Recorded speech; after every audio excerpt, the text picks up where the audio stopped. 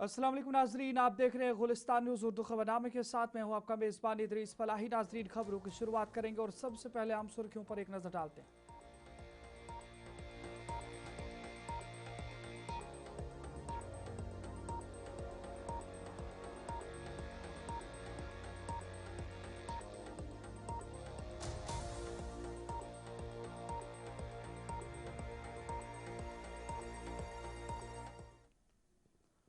हम सुर्खियों के बाद खबरों की तफसील की ओर चलेंगे और सबसे पहले बात करेंगे मरकजी काबीना के हवाले से। कुछ इतलात मिल रही हैं ज़राए से, आपको बता दें, जहां पर जून का महीना शुरू होने वाला है और इस हवाले से एक बड़ी खबर इस हवाले से आ रही है ज़राए से, जहां पर जून में मरकजी काबीना में बड़े रद्दोबदल का इम्कान जाहिर किया जा रहा है। एनडीए इत्तेहादियों को ज़्यादा नुमाइंदगी मिलने की तवक्को है और नौजवान रहनुमाओं को अहम किरदार देने पर गौर किया जा रहा है। बीजेपी की इंतखाबी हिकमत अमली पर नजरसानी जारी है और इस बीच में आपको बता दें, जहां पर जराये के मुताबिक वज़ीर आज़म नरेंद्र मोदी की क़यादत में एनडीए हुकूमत आइंदा हफ्तों में मरकजी काबीना में बड़े रद्दोबदल की तैयारी कर रही है, जिसके तहत वज़रा की कारकर्दगी का जायजा लेने के साथ साथ नई सियासी और इंतजामी हिकमत अमली भी तरतीब दी जा रही है। इतलात के मुताबिक भारतीय जनता पार्टी और इत्तेहादी जमातों के दरमियान मशावरत में तेजी आई है, जबकि नौजवान रहनुमाओं को काबीना में ज़्यादा अहम किरदार देने और कुछ वज़रा के महकमों में तब्दीली का इम्कान जाहिर किया जा रहा है। बीजेपी की कोशिश है कि आइंदा असेंबली इंतखाबात से कबल इलाकाई तवाज़ुन, समाजी नुमाइंदगी और इत्तेहादियों को ज़्यादा हिस्सा देकर इत्तेहाद को मज़ीद मजबूत किया जाए। ज़राए के मुताबिक एनडीए की इत्तेहादी जमातों जेडीयू, टीडीपी, एनसीपी और दीगर को भी काबीना में इजाफी नुमाइंदगी मिल सकती है। इसी तरह बुनियादी वजारतों जैसे इंफ्रास्ट्रक्चर, ज़राअत, मालियात, दही तरक्की, टेक्नोलॉजी और माहौलियात में भी तब्दीलियों का इम्कान जाहिर किया जा रहा है, जबकि सियासी मुबस्सिरीन के मुताबिक ये रद्दोबदल हुकूमत की कारकर्दगी बेहतर बनाने के साथ साथ इंतखाबी हिकमत अमली को मजबूत करने की कोशिश करार दिया जा रहा है।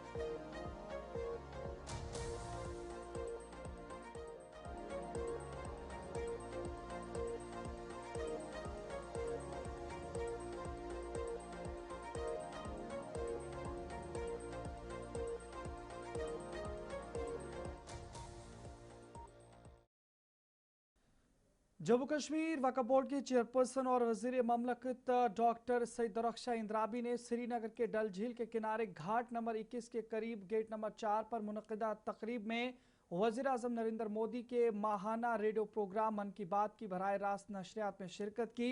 इस मौके पर कायदे हिज़्ब इख्तिलाफ सुनील शर्मा, बीजेपी के जनरल सेक्रेटरी मोहम्मद अनवर खान, साबिक MLC और साबिक जनरल सेक्रेटरी विभव गुप्ता, तर्जुमान अल्ताफ ठाकुर समेत मुतअद्दिद सीनियर पार्टी रहनुमा, ओहदेदारान और कारकुनान भी मौजूद थे। शुरका ने इस मौके पर मन की बात की अहमियत को उजागर करते हुए कहा कि ये प्रोग्राम आवाम को कौमी मसाइल, समाजी इक़दामात और तरक्याती सरगर्मियों से जोड़ने में अहम किरदार अदा कर रहा है, जबकि उन्होंने वज़ीर आज़म नरेंद्र मोदी की आवाम से बराह रास्त राब्ते की कोशिशों को भी सराहा है।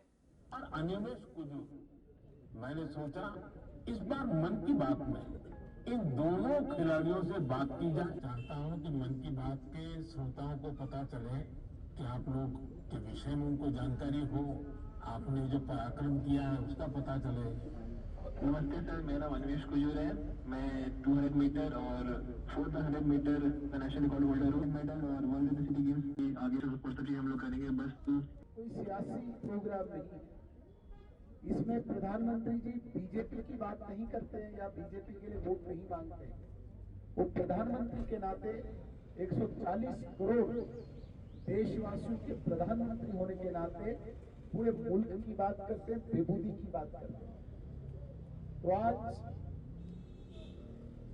कश्मीर के इस तारीखी स्थान पे जो दल कश्मीर की तारीख का एक वो हिस्सा है जिसने कितने वर्षों से, कितने सालों से जम्मू कश्मीर की खूबसूरती को पूरे वर्ल्ड में, पूरी दुनिया में प्रस्तुत किया। हम खुशनसीब हैं कि 134वां मन की बात का प्रोग्राम हम इस तारीखी जगह पे सुन रहे हैं। अगर देखा जाए इस मुल्क की तारीख में ये मन की बात का कार्यक्रम बिल्कुल एक अनोखा कार्यक्रम है, बिल्कुल एक अद्भुत कार्यक्रम।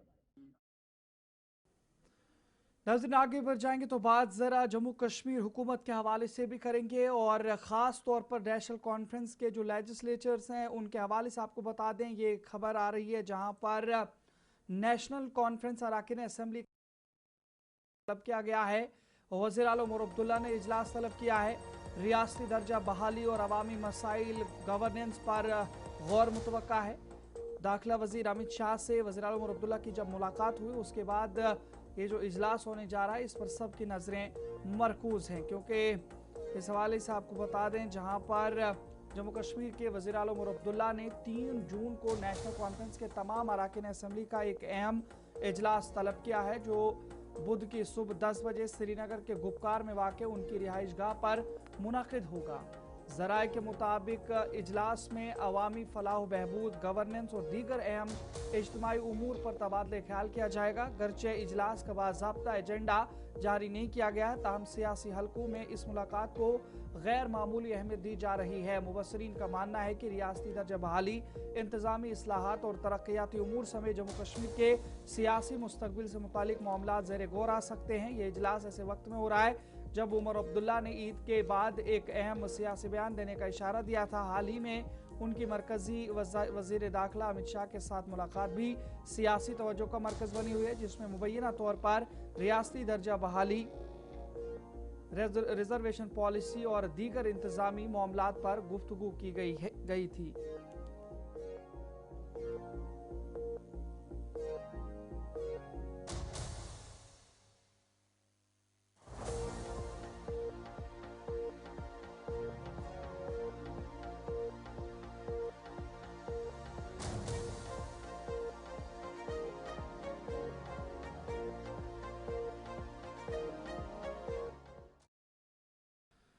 नजरी इधर जिला किश्तवाड़ की MLA शगुन परिहार ने अपने हलके में तरक्याती कामों को मुसलसल आगे बढ़ाने का काम शुरू कर दिया है, जिसमें वसी और दूर दराज पहाड़ी इलाके शामिल हैं जहां का वो दौरा कर रही हैं।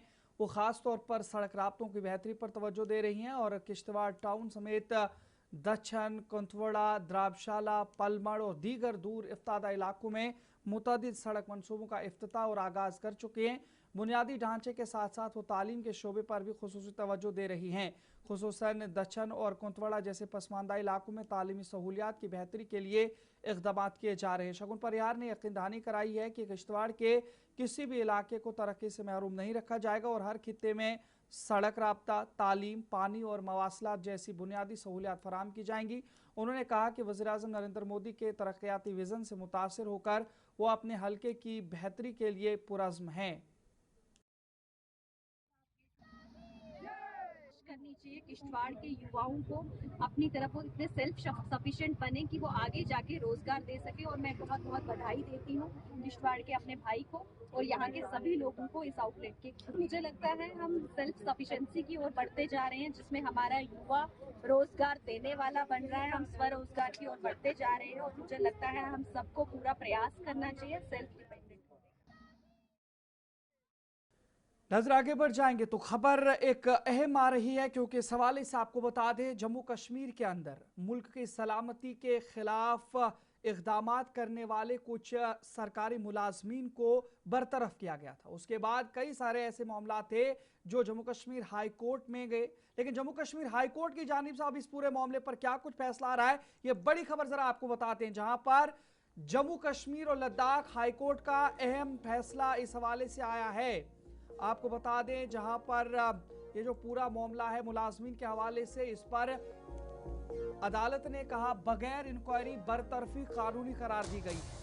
रियासती सलामती के मफाद में इंक्वायरी से इस्तिस्ना मुमकिन है, अदालती मुदाखलत से बदनीयती की सूरत मुमकिन है। ये जम्मू कश्मीर हाई कोर्ट की जानिब से फैसला दिया गया है। आपको बता दें जहां पर जम्मू कश्मीर और लद्दाख हाई कोर्ट ने एक अहम फैसले में करार दिया है कि अगर रियासत की सलामती के मफाद में मुहकमाना इंक्वायरी मुनासिब न समझी जाए तो सदर हिंद या गवर्नर या लेफ्टिनेंट गवर्नर किसी सरकारी मुलाजिम को बगैर इंक्वायरी के भी बरतरफ कर सकते हैं। जस्टिस संजीव कुमार और जस्टिस संजय परिहार पर मुश्तमिल डिवीजन बेंच ने साबिक रियासत जम्मू कश्मीर की अपील मंजूर करते हुए एक पुलिस कांस्टेबल की बरतरफी बहाल कर दी और सिंगल जज के 2011 के फैसले को कलअदम करार दे दिया। अदालत ने वाज़ेह किया कि आईन की दफा 126 2 सबसेक्शन सी के तहत इख्तियार करदा इत्मीनान दरअसल गवर्नर या सदर का जाती नहीं बल्कि काबीना की मशावरत पर मबनी आईनी इत्मीनान होता है। केस में जेर गौर कांस्टेबल गुलाम मोहम्मद तांतरे पर 2004 में मिलिटेंसी से मुतालिक केस में मुलविस होने और पाकिस्तानी मिलिटेंटों से राब्ते रखने के इल्जाम थे, जबकि उसके घर से 2 हैंड ग्रेनेड बरामद होने का भी जिक्र किया गया। अदालत ने करार दिया कि रियासत की सलामती के मामलात में इंक्वायरी न कराने का फैसला कानूनी तौर पर दुरुस्त हो सकता है, खुसूसन जब गवाहों की अदम दस्तयाबी या सिक्योरिटी खतरात का खदशा हो। अदालत ने कहा कि ऐसे मामलात में अदालती मुदाखलत सिर्फ बदनीयती या गैर मुतल्लिका बुनियादों पर ही मुमकिन है, लिहाजा बरतरफी का हुक्म बरकरार रखा गया है। यानी कुल मिलाकर के देखें तो जो कुछ फैसले इंतजामिया ले रही है या ले लेगी कौमी सलामती के मामलात में, अदालत की जानिब से उन्हें खुली आज़ादी दी गई है कि अगर मुहकमाना इंक्वायरी उन मामलात पर ना भी हो, बिना इंक्वायरी के भी ऐसे अनासिर को सरकारी महकमों से बाहर निकाला जा सकता है।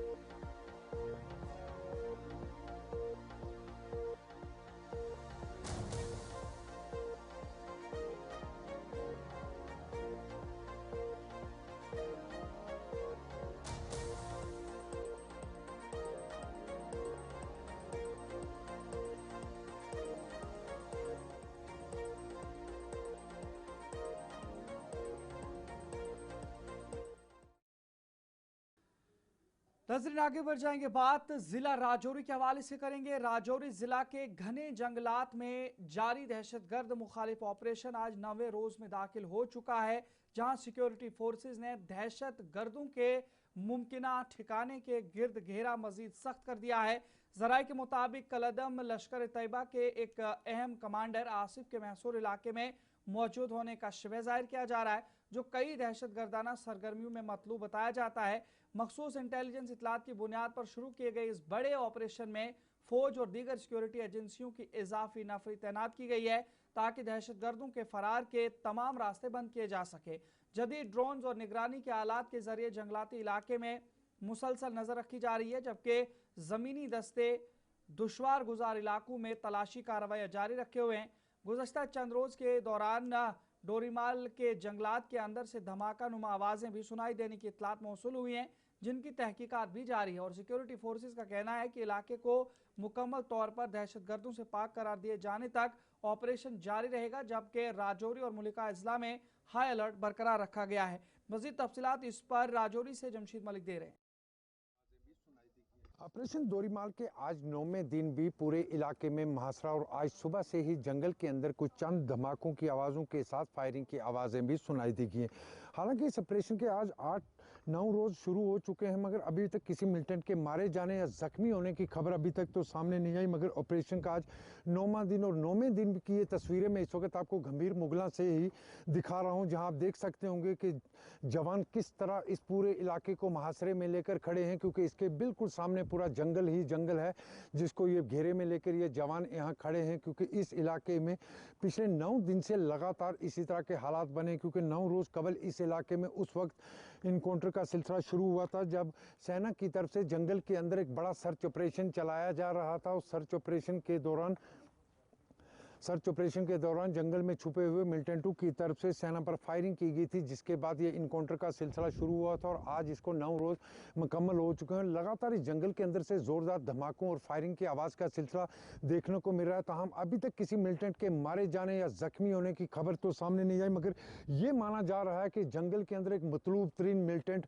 मौजूद है, जिसके बारे में बताया जा रहा है कि आसिफ नामी ये मिलिटेंट है, जिसकी तलाश के लिए बड़ा सर्च ऑपरेशन इस वक्त चलाया जा रहा है। और आप देख सकते होंगे कि इस वक्त भी जवान पूरी तरह इस इलाके को मुहासरे में लेकर खड़े नजर आएंगे। हालांकि इस जंगल के अंदर कई लेयर्स में, कई पार्ट्स में फोर्सेस की तरफ से जंगल को घेरे में लिया गया है, क्योंकि उसकी बड़ी वजह जिस तरह मैं आपको बता रहा हूँ कि एक मतलूब तरीन मिलिटेंट आसिफ, जिसके बारे में बताया जा रहा है, पाकिस्तानी मिलिटेंट है जो इस जंगल के अंदर जिसको घेरे में लिया गया है, जिसके लिए सर्च ऑपरेशन आज 9वें रोज में पहुंचा। हालांकि आज सुबह भी चंद फायरिंग की आवाज़ें ज़रूर सुनाई देगी, उसके बाद फायरिंग का सिलसिला ज़रूर थमा हुआ है, मगर इस वक्त भी पूरे इलाके को मुहासरे में लिया गया है, जहां आप देख सकते होंगे कि फोर्सेस के जवान किस तरह आपको नज़र आ रहे होंगे। ये वो जगह स्पॉट बता रहा हूँ मैं, जो स्पॉट में इस वक्त आपको बता रहा हूँ, ये स्पॉट बिल्कुल गमीर मुगला का यू टर्न, इसके ऊपर का ये सारा जंगल है जिसको घेरे में लिया गया और ये लेयर है जो इस जंगल को घेरे हुए है। जमशेद मलिक, गुलिस्तान न्यूज़, राजौरी। नजर आगे बढ़ जाएंगे, बात सरहदी इलाका उड़ी के हवाले से भी करेंगे, जहां से इस वक्त की एक बड़ी खबर आ रही है। ये उड़ी से इस वक्त की बड़ी खबर है, जहां पर आपको बता दें, क्योंकि लगातार जो सरहदी इलाकों के आसपास के जो इलाके हैं वहां पर कई ज़्यादा जो तैनाती की गई है या ज़्यादातर वहाँ पे मुतहरिक है हमारी बीएसएफ। लेकिन उस बीच में एक बड़ी खबर आ रही है, उड़ी के हथलंगा में एलओसी के करीब 3 अफराद गिरफ्तार किए गए हैं। मुअत्तल टीए एहलकार समेत सोपूर के 3 अफराद हिरासत में लिए गए हैं। मुबैना तौर पर एलओसी अबूर करने की कोशिश थी, उसे नाकाम बना दिया गया है। गिरफ्तार अफराद के पीओ के हैंडलर से राब्तों का शिबह जाहिर किया जा रहा है। इस हवाले से आपको बता दें, जहां पर इस तरीके की जो इतलात मिल रही हैं, आपको बता दें, जहां उड़ी की ये तस्वीरें आपको दिखाएंगे, लेकिन उस इलाके की तस्वीरें फ़िलहाल अभी हमारे पास नहीं पहुंची है। लेकिन फ़िलहाल नॉर्थ कश्मीर के हवाले से जब हम बात करेंगे तो नॉर्थ कश्मीर के बारामूला ज़िले के उड़ी सेक्टर के हथलंगा इलाके में लाइन ऑफ कंट्रोल एलओसी के करीब सिक्योरिटी फोर्सेज ने 3 अफराद को हिरासत में ले लिया है। उड़ान के मुताबिक गिरफ्तार अफराद में मुअत्तल टेरिटोरियल आर्मी एहलकार यानी टीए और आदिल हुसैन डार और इसके अलावा इशाक अहमद और जाफर अहमद शामिल हैं, जो सब जिला सोपूर के रिहायशी हैं। ज़राए के मुताबिक इब्तदाई तहकीकात में इंकशाफ हुआ है कि तीनों मुबैना तौर पर एलओसी अबूर करने की कोशिश कर रहे थे और उनके पाकिस्तान के ज़ेर इंतज़ाम कश्मीर में मौजूद हैंडलर से राब्तों का भी शिबह जाहिर किया जा रहा है। गिरफ्तारी के बाद तीनों को मज़ीद तफ्तीश के लिए सिक्योरिटी और इंटेलिजेंस एजेंसियों के हवाले कर दिया गया है, जबकि उनके रवाबित, मकासद और मुमकिना नेटवर्क के बारे में तफसीली तहकीकात जारी हैं। हुकाम ने इस बात का जायज़ा लेना शुरू कर दिया है कि आया ये अफराद किसी मुनज़्ज़म नेटवर्क का हिस्सा थे या बैरून मुल्क मौजूद अनासिर की हिदायत पर काम कर रहे थे। सिक्योरिटी फोर्सेज ने एलओसी पर निगरानी मजीद सख्त कर दी है और इम्कान जाहिर किया जा रहा है कि तहकीकात के दौरान मजीद इंकशाफात सामने आ सकते हैं।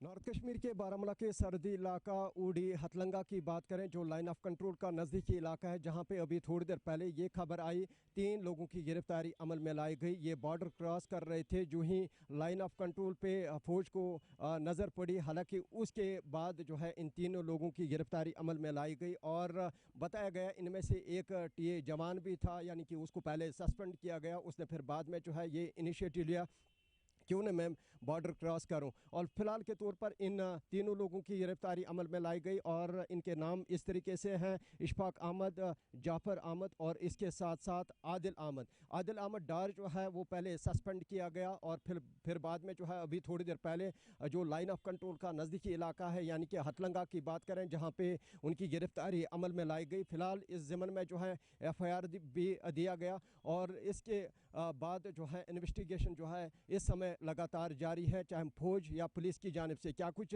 निकल के सामने आएगा सरहदी इलाके उड़ी से, किसके साथ ये कनेक्टेड थे, क्योंकि बताया जाता है पाक ऑक्यूपाइड कश्मीर में बैठे हुए थे हैंडलर्स, उनके साथ इनका कनेक्शन था। और बिलखुसूस देखा जाए इसी के चलते जो है इन्होंने आज बॉर्डर क्रॉस किया और इससे पहले जो है इनको जो है दर दबोच लिया गया। फिलहाल ये फौज के लिए या पुलिस के लिए एक बड़ी कामयाबी।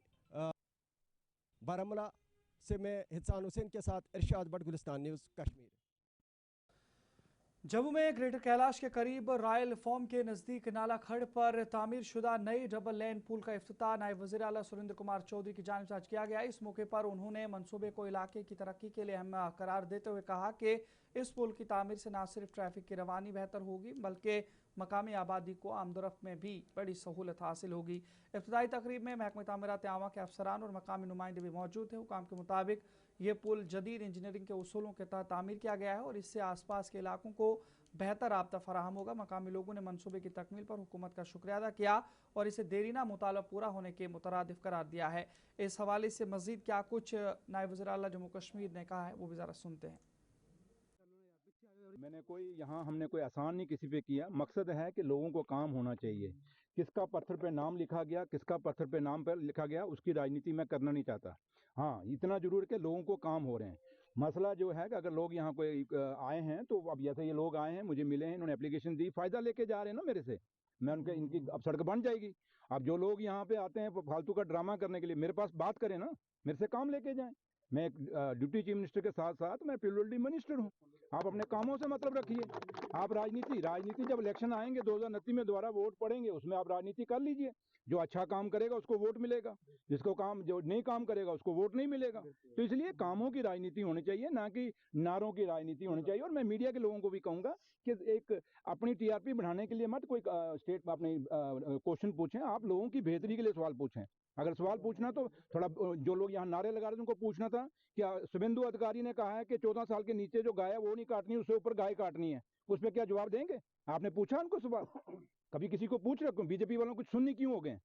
जिसको हम गौ माता कहते हैं, जो हमारी माता है, जिसको हम पूजते हैं, हम पैदा होते हैं तो माता का गौ मूत्र लोग पीते हैं, मृत्यु होती है तो दान करते हैं। इस पर सवाल पूछा किसी ने? वहां आपका जगी बैठ जाती है और हमारे सामने आके बातें करना शुरू हो जाते हैं। इसलिए मैं एक ही चीज कहूंगा कि ये जहां तक पुल का ताल्लुक है, ये पुल बड़ा इंपॉर्टेंट था, बंद पड़ा था 2024 में जब हमने काम शुरू, मैंने इसका काम, उससे पहले ये क्यों नहीं बना? उससे पहले किसी ने क्यों नहीं बनाया? अगर 11-12 साल यहाँ पीडीपी बीजेपी की सरकार रही है, क्यों नहीं बीजेपी के लोगों ने यहाँ ये पुल को बनाया? आज सुरेंद्र चौधरी आके रिबन को यहाँ आके रिबन काट रहा है। तो अगर आपको इतना शौक था पत्थरों पे नाम लिखवाने का तो आपने इससे पहले ये पुल बनवा देना था। अब आज मैं आया हूं तो ये 1-2 सड़कें मैं कह के जा रहा हूं। अब आपको उनको ये टेंशन है कि भाई यहाँ नाम नहीं है, तो उनको ये टेंशन नहीं कि यहाँ से एक रास्ता डिस्कनेक्ट हो गया। ये मुझे पता है ना, उनको नहीं पता, क्योंकि उनको यहाँ आए तो तब है ना। अब मैं यहाँ आता हूँ, वॉक करता हूँ, मुझे पता है ये रास्ता।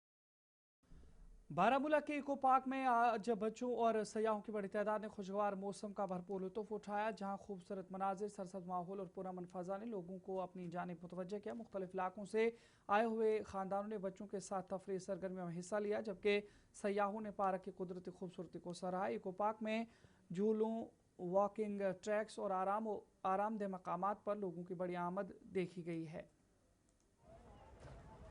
तो इको पार्क ज़िला बारामूला में वाक़ा है और ये दरिया झेलम के बीचों बीच वाक़ा है।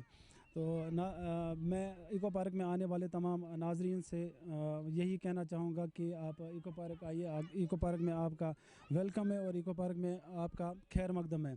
और इको पार्क में आज बहुत चहल पहल नज़र आ रही है, लोग बहुत रश में इधर आ रहे हैं।